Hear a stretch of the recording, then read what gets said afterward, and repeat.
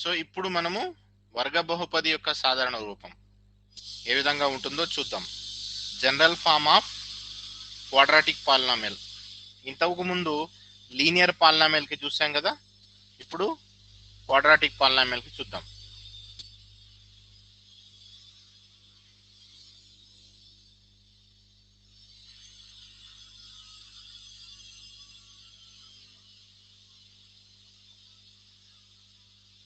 వర్గ బహుపది సాధారణ రూపం. జనరల్ ఫార్మ్స్ చాలా ఇంపార్టెంట్ కాబట్టి, అంటే ఆల్రెడీ మనం ఎగ్జాంపుల్స్ చూసినాం కాబట్టి పెద్దగా కన్ఫ్యూజన్ ఏమి ఉండదు, అందుకే ముందు ఎగ్జాంపుల్స్ తీసుకున్నాను నేను. General form of quadratic polynomial. General form of quadratic polynomial. Observe చేయండి,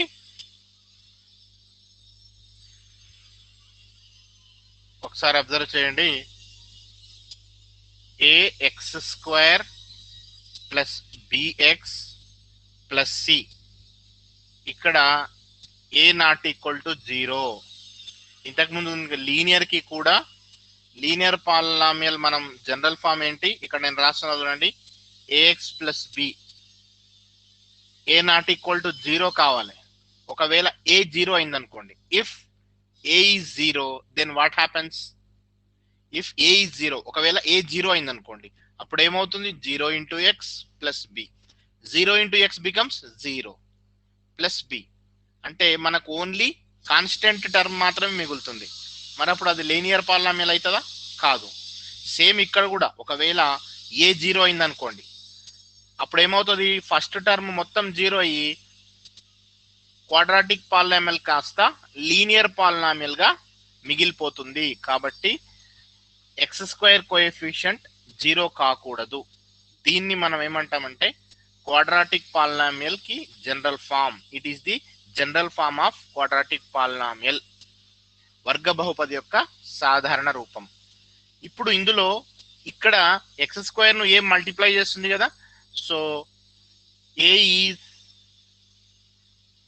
coefficient of x². a is coefficient of x². a ను x² యొక్క గుణకము, తెలుగులో గుణకము అని అంటాం. దేని యొక్క గుణకము? x² యొక్క. x² ఏం లేదు ఇక్కడ, x² ను ఏ గుణిస్తుంది కదా, కాబట్టి గుణకం. In English we can call it as coefficient. ఇక్కడ చూడండి, x ను ఏం గుణిస్తుంది? b ఇంటూ ఎక్స్, కాబట్టి b is coefficient of x. b అనేది x యొక్క గుణకము. అయితే ఇది నెంబర్ కాబట్టి సంఖ్యా గుణకం అని కూడా అంటాం, బట్ గుణకము అని గుర్తుంచుకోండి. ఇది చాలా important. Okay. C is constant. ను మనం ఏమంటామంటే కాన్స్టెంట్, తెలుగులో స్థిరాంకము అని అంటాం. తెలుగులో స్థిరాంకం అని అంటాం.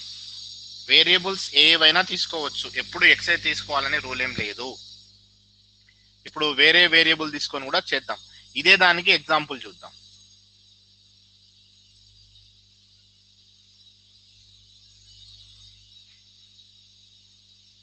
(4y² - 6y + 7).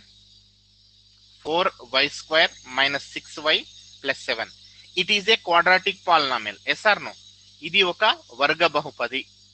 ఇది ఒక వర్గ బహుపది, రైట్. ఇక్కడ what is y² coefficient? y² coefficient is how much? Send your answer in chat box. I'm not asking about degree, నేను పరిమాణం అడుగుతలేను. y² కోఎఫిషియంట్, y² యొక్క గుణకం ఎంత? గుణకానికి పరిమాణానికి చాలా తేడా ఉంటుంది. Coefficient, y² coefficient is 4. Now tell me what is y coefficient? y గుణకం ఎంత? y గుణకం ఎంత?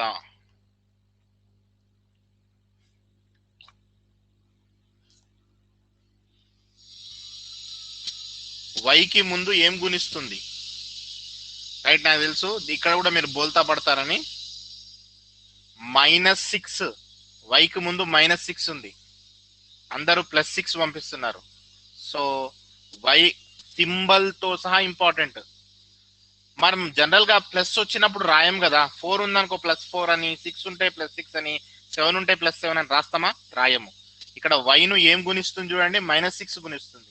Here y is multiplied with -6, therefore y coefficient is -6. What is y coefficient? Y coefficient is -6. You have to remember this. Minus వచ్చినప్పుడు చాలా జాగ్రత్తగా గుర్తుపెట్టుకోవాలి. స్థిరాంకము. What is constant? Constant ఏంటి?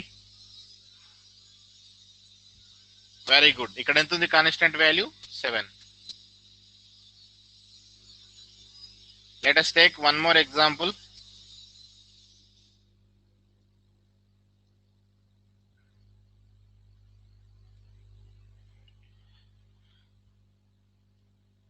(3m² minus m minus 10). Here variable is m. Variable is m. Now tell me what is m² coefficient? m² గుణకం ఏంటి? And what is m coefficient? Okay, first ఇది రాసేద్దాం. m² ను ఏం multiply చేస్తుంది? 3 multiply చేస్తుంది, కాబట్టి m² coefficient is 3. What is m coefficient? m యొక్క గుణకం ఎంతనో చెప్పండి. m యొక్క గుణకం ఎంతనో చెప్పండి.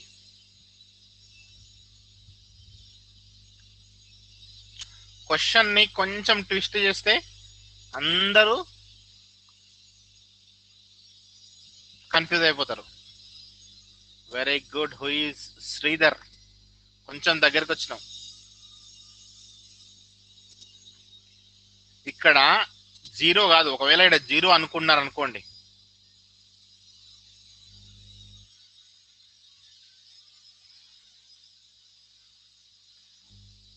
ఒకవేళ ఇక్కడ 0 అనుకున్నారు అనుకోండి, కంప్లీట్ గా 0 కాదా? కంప్లీట్ 0 అయిపోతుంది కదా. ఇక్కడ -1, it's very important. m coefficient -1, ఎందుకంటే m ను -1 తో మల్టిప్లై చేస్తున్నాం. ఇప్పుడు చూడండి, x ఉంది, x ను 1 తో మల్టిప్లై చేయండి. 1 ఇంటూ x మళ్ళీ ఏముంటుంది? x ఏ ఉంటుంది అన్నప్పుడు అక్కడ 1 ఉన్నట్టే కదా. కాబట్టి వేరియబుల్ ఒక్కటి కనిపిస్తున్నప్పుడు పాజిటివ్ +x ఉంటేనేమో దానికి 1 అనేది కోఎఫిషియంట్ ఉంటుంది. గుర్తుపెట్టుకోండి, మిమ్మల్ని కన్ఫ్యూజ్ చేయడానికి కొంచెం లాజికల్ గా అడుగుతున్న క్వశ్చన్స్. ఒకవేళ వేరియబుల్ కి ముందు మైనస్ ఉంటే దాని కోఎఫిషియంట్ -1 అవుతుంది. బికాస్ -1 ఇంటూ x ను మల్టిప్లై చేస్తే -x వస్తుంది. కాబట్టి బాగా గుర్తుపెట్టుకోండి. So m coefficient is -1. m coefficient is -1. What is constant? Very good. Constant symbol తో సహా చెప్పాలి కాబట్టి -10 is the constant. It's very very చిన్న చిన్న పాయింట్సే కానీ ఎక్కువగా. ఇప్పుడు చూడండి, కొంచెం మార్చిస్తే మీరు కన్ఫ్యూజ్ అవుతున్నారు. సో ఇవి ఇక్కడ. Now we will discuss one more question.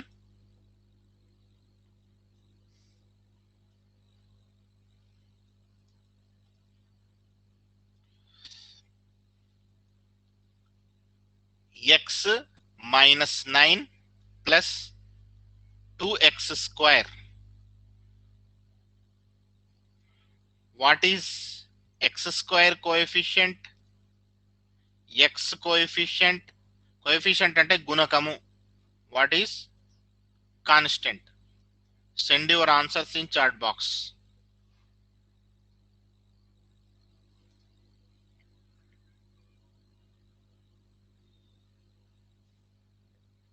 First అది ఆర్డర్ లో ఉందో లేదో చూసుకోండి, కన్ఫ్యూజ్ అవుతారు. Because not in it is not in order, so you have to write this in order. You have to write in order. So first, what is x square term? After that, xth term ముందు plus ఏ ఉంది కాబట్టి plus x వస్తుంది.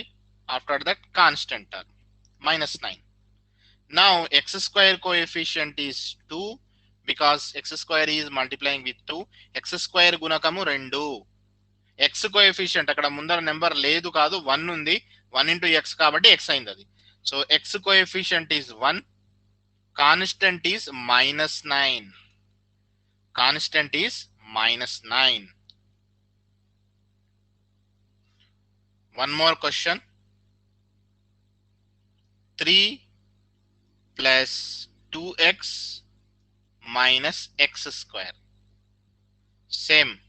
X square coefficient, x coefficient, constant. Send your answers. First you have to write this into general form.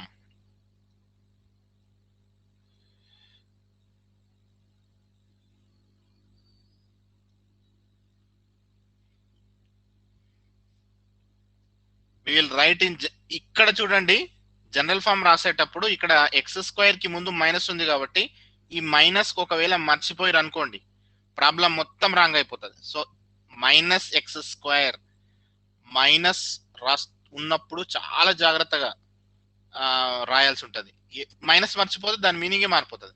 -x square, after that +2x, after that +3. Now x square coefficient is -1. X square coefficient is -1 because x square is multiplying here with the -1. x square గుణకం అంటాం తెలుగులో. x square గుణకం -1, x గుణకం ఏమో 2, స్థిర పదం constant ఏమో 3. Constant ఏమో 3.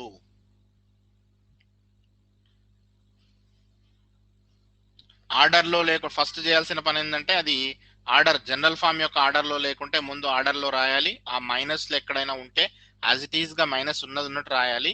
ఇది ఫస్ట్ పని. సెకండ్ ఏంటంటే కోఎఫిషియంట్ దేంతో మల్టిప్లై చేసి ఉందో చూసి దాన్ని బట్టి మనం రాయాల్సి ఉంటుంది.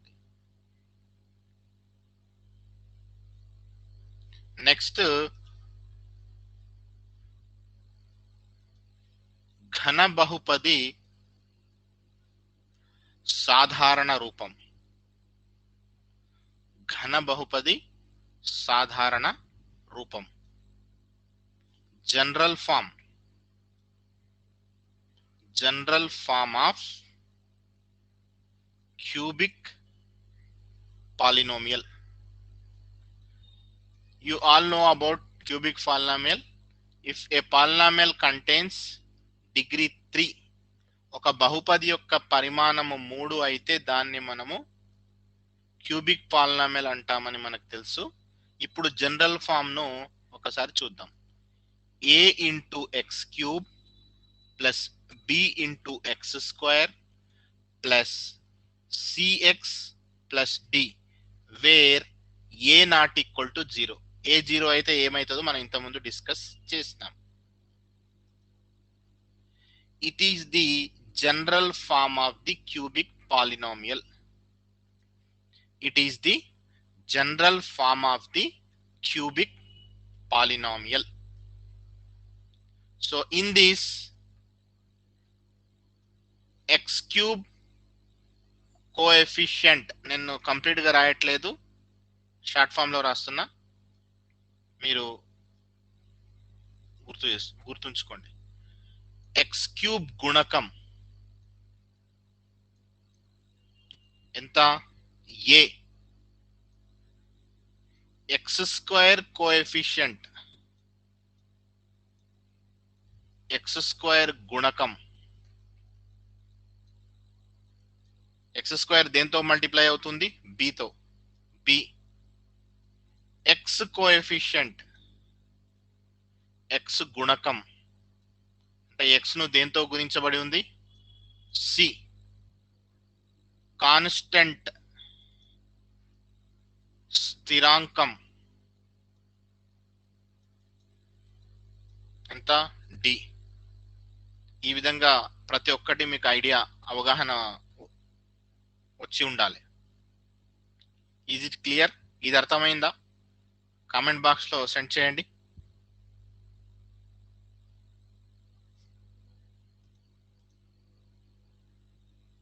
కామెంట్ బాక్స్ లో సెండ్ చేయండి. రైట్. ఘన బహుపది సాధారణ రూపం, general form of a cubic polynomial.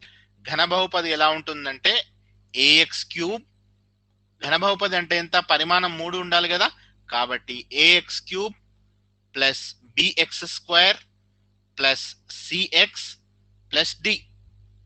ఇది ఘన బహుపది యొక్క సాధారణ రూపం. ఇందులో ఏ ఎక్స్ క్యూబ్ గుణకము, బి అంటే ఎక్స్ స్క్వేర్ గుణకము, సి అంటే ఎక్స్ గుణకము, డి అంటే స్థిర పదం. ఓకే, ఇప్పుడు దీనిపైన కూడా ఒక 2-3 ఎగ్జాంపుల్స్ చూద్దాం. నేను డీటెయిల్ గా వెళ్తున్నా బేసిక్స్ పైన, ఎందుకంటే మనకు బహుపదులు చాప్టర్ చాలా ఇంపార్టెంట్. ఇక్కడ నేర్చుకున్నటువంటి కాన్సెప్ట్సే మళ్ళీ మీకు 5వ అధ్యాయం వర్గ సమీకరణాలు, క్వాడ్రాటిక్ ఈక్వేషన్స్ లో కూడా అవసరం పడతాయి. రైట్, ఇప్పుడు మనం కొన్ని ఎగ్జాంపుల్స్ చేద్దాం. 3x³ minus 4x² plus 5x minus 1. ఇది ఒక ఎగ్జాంపుల్. ఇందులో x³ గుణకం ఎంతనో చాట్ బాక్స్ లో పంపండి. x³ కోఎఫిషియంట్, x³ ను ఏం మల్టిప్లై చేస్తుంది, 3 మల్టిప్లై చేస్తుంది, సో 3. x² గుణకం, x² coefficient 4 is wrong. x² ముందు +4 ఉందా, -4 ఉందా? -4 ఈజ్ కరెక్ట్. x గుణకం, x ని ఏం గుణిస్తుందో అదే x గుణకం. x coefficient 5. కాన్స్టెంట్ స్థిరాంకం -1. తొందరపడుతున్నారు, 1 కాదు. ఆన్సర్లు తొందర పంపించాలనేటటువంటి కుతూహలంలో తప్పులు పంపిస్తున్నారు తెలిసి కూడా. ఇక్కడ -1 ఉంది కదా, స్థిరాంకము -1 అవుతుంది. Now one more question.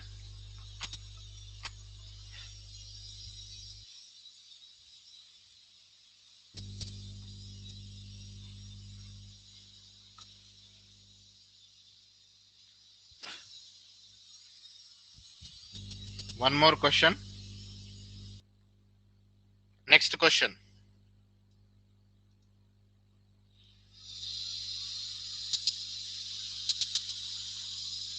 -2x plus 9 minus 4x² minus x³.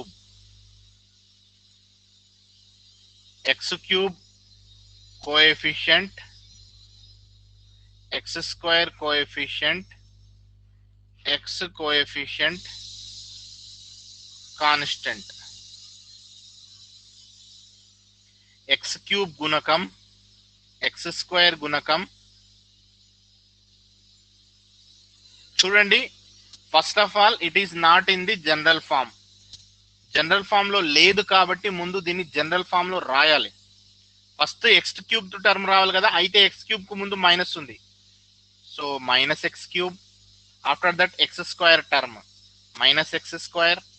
After that xth term -2x. After that constant. ఇలా రాసుకున్నాక now we will write the coefficients. x³ coefficient is -1, x³ coefficient is -1, x² coefficient is -4, x coefficient is -2, and constant is 9. ప్రతి example ఇంత detail గా ఎందుకు discuss చేస్తున్నా అనేది మీకు అర్థం కావాలి. ఇవన్నీ క్లియర్ అయితేనే నెక్స్ట్ ప్రాబ్లమ్స్ చేయడానికి వస్తుంది. లేకుంటే ఏ ఒక్క దగ్గర అర్థం కాకపోయినా మీరు ప్రాబ్లమ్స్ చేయడం కంప్లీట్ గా తప్పుపోతుంది. అది గుర్తుపెట్టుకోండి. ఓకే,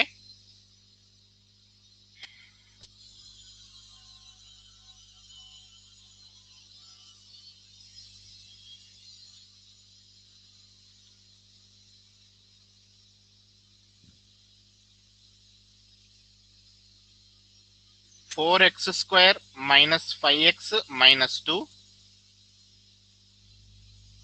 వెయిట్ ఒక్క నిమిషం.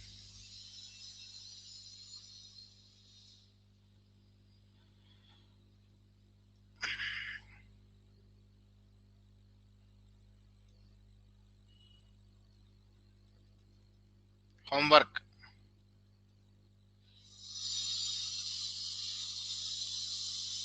Right any 3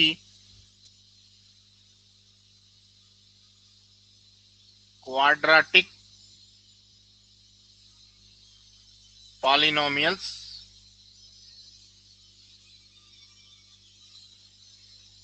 write any 3 quadratic polynomials with ఒక నిమిషం. నేనేం చేస్తా అంటే